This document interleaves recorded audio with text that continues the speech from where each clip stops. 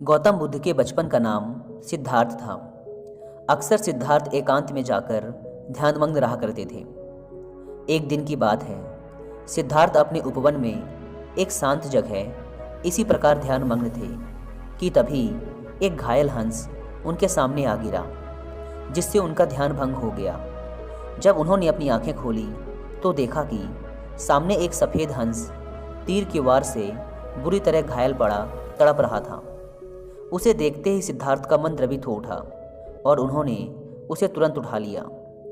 धीरे धीरे वे हंस को सहलाने लगे और फिर पास के सरोवर में जाकर उसका घाव धोकर उसके शरीर से धीरे से तीर को निकाला। तीर निकालते ही वह दर्द से तड़प उठा। तब सिद्धार्थ उसे धीरे से सहलाते हैं और उसके घाव पर पट्टी बांध देते हैं। उसी समय एक ओर से कुछ शोर होता है और उधर से उनका चचेरा भाई देवदत्त आता हुआ दिखाई देता है। सिद्धार्थ के हाथ में वह उस हंस को देखकर बहुत खुश होता है और उस हंस को लेने के लिए सिद्धार्थ के पास भागता हुआ आता है। सिद्धार्थ, यह हंस तुम्हारे पास है और मैं इसे कब से इधर उधर ढूंढ रहा था। यह मेरा शिकार है और अब जाकर मिला है। देवदत्त ने हंसते हुए सिद्धार्थ से कहा। नहीं देवदत्त, यह हंस मेरा है। यह तो कब का दम तोड़ देता अगर मैं समय पर इसका इलाज ना करता। सिद्धार्थ ने देवदत्त से कहा।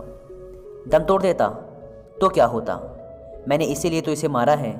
यह तो मेरा शिकार है। तुम जबरदस्ती मेरे शिकार को हड़पना चाहते हो, देवदत्त ने गुस्से में कहा।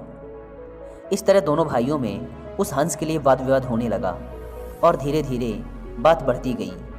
तब दोनों ने मिलकर फैसला किया कि यह हंस किसका है, इस बात का निर्णय महाराज शुद्धोधन के पास जाकर ही होगा।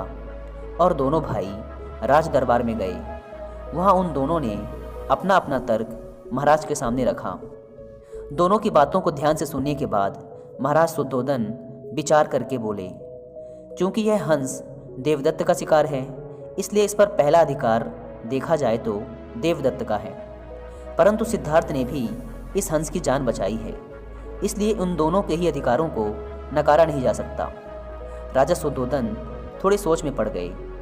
तभी उनका एक मंत्री उठकर आता है और राजा के कान में कुछ बात कहता है। बात सुनने के बाद राजा शुद्धोधन ने हंस को सभा में लाने का आदेश दिया। सिद्धार्थ और देवदत्त को कुछ दूरी पर खड़ा किया गया और उन दोनों के बीचों बीच उस हंस को लाकर रख दिया गया। हंस ने देवदत्त की तरफ देखा तो थोड़ा सहम सा गया। फिर उसने अपनी गर्दन नीचे झुकाई और धीरे धीरे चलता हुआ सिद्धार्थ के पास जा पहुंचा। सिद्धार्थ के पास पहुंचकर उसने अपनी चोंच सिद्धार्थ के पैरों पर रख दी और फिर वहीं उसके पैरों के पास बैठ गया। यह देखकर सारी सभा दंग रह गई। इसके बाद राजा शुद्धोधन ने अपना निर्णय सुनाते हुए कहा, मारने वाले से बचाने वाला बड़ा होता है। इस हंस ने अपने असली मालिक को खुद चुना है, इसलिए ये हंस सिद्धार्थ का हुआ।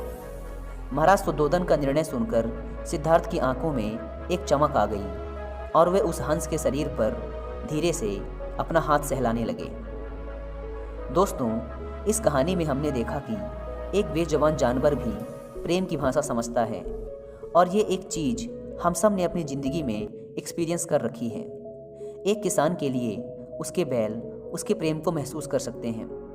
हमारे पालतू कुत्ते बिल्ली भी हमारी आत्मिक प्रेम भावनाओं को समझते हैं, क्योंकि प्रेम एक एहसास है जिसे समझने के लिए किसी भाषा की ज़रूरत नहीं है, बल्कि इसे तो महसूस किया जा सकता है, जो कि हर एक जीवित प्राणी कर सकता है। इसलिए दोस्तों, हमें भी इन बेजुबान जानवरों के प्रति एक प्रेमपूर्ण नज़रिया रखना चाहिए।